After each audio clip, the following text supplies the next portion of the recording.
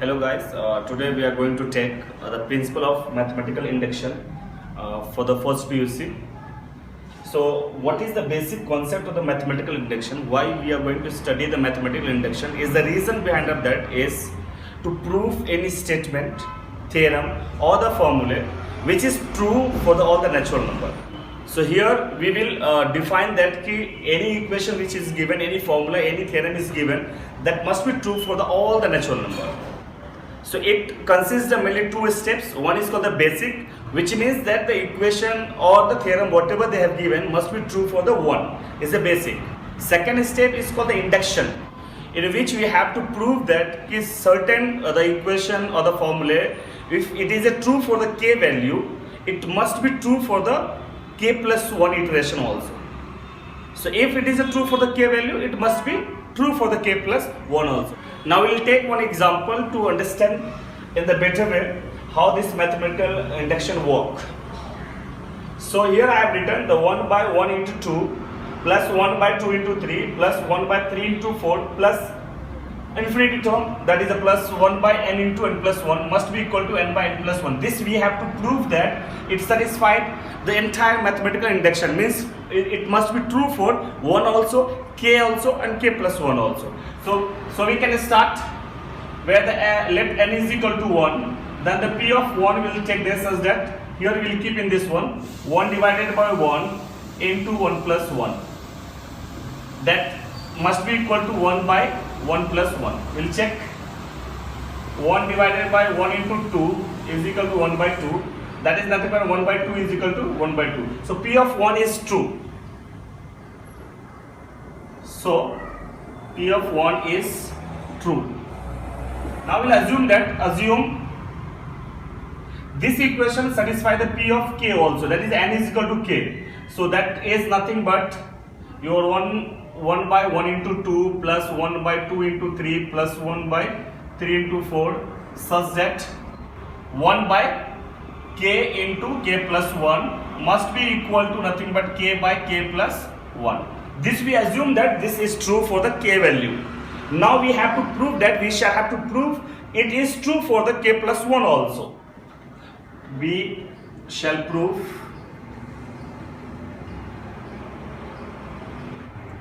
it is true for k plus 1 also, p of k plus 1 also. It means what?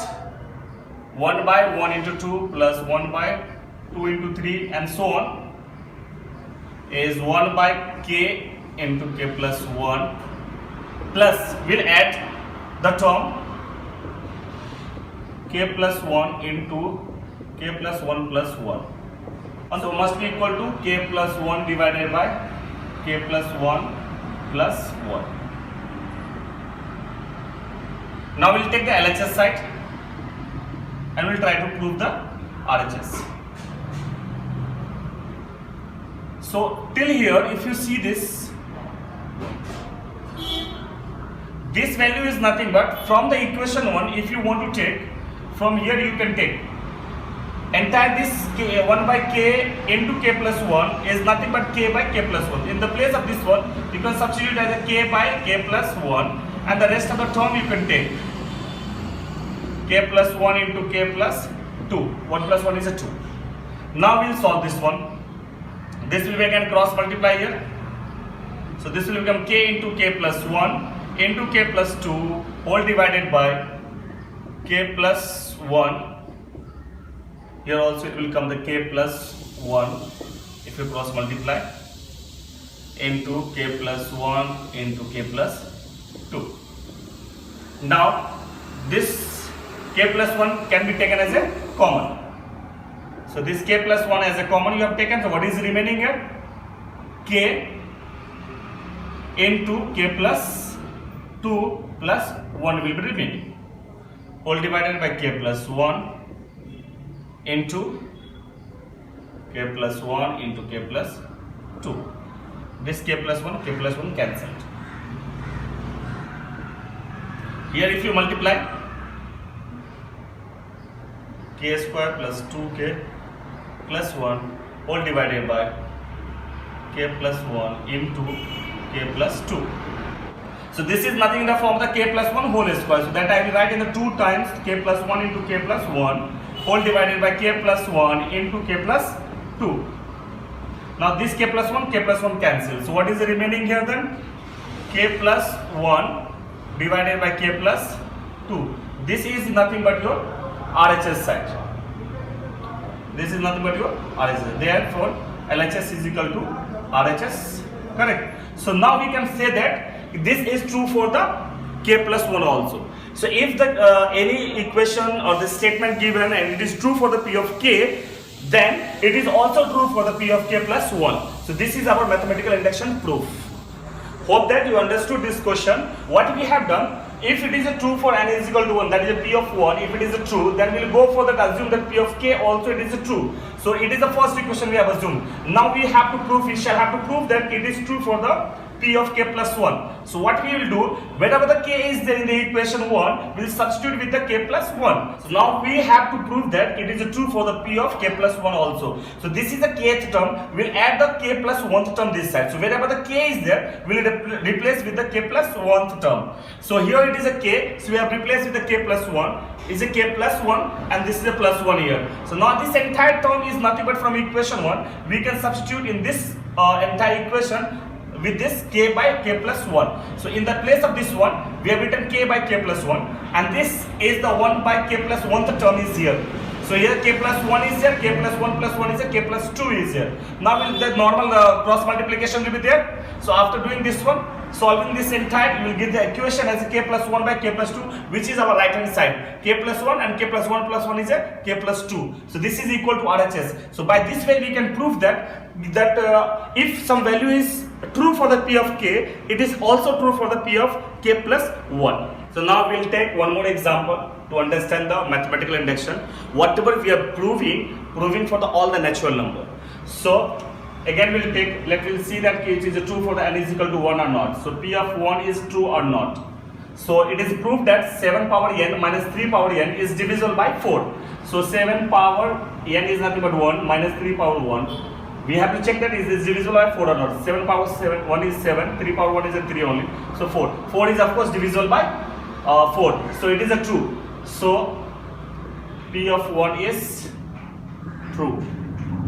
Assume it is a true for the p of k. So assume p of k is true. P of k is true. So this is nothing but p of k will become 7 power k minus 3 power k must be divisible by 4d, means some divisible by 4. So I have just written as a 4d, so it is divisible by 4. Let me assume this is the first equation. If p of k is true, now we wish to prove for the p of k plus 1, right? So p of k plus 1 we have to prove this one. That is true for all the natural number if p of k is true.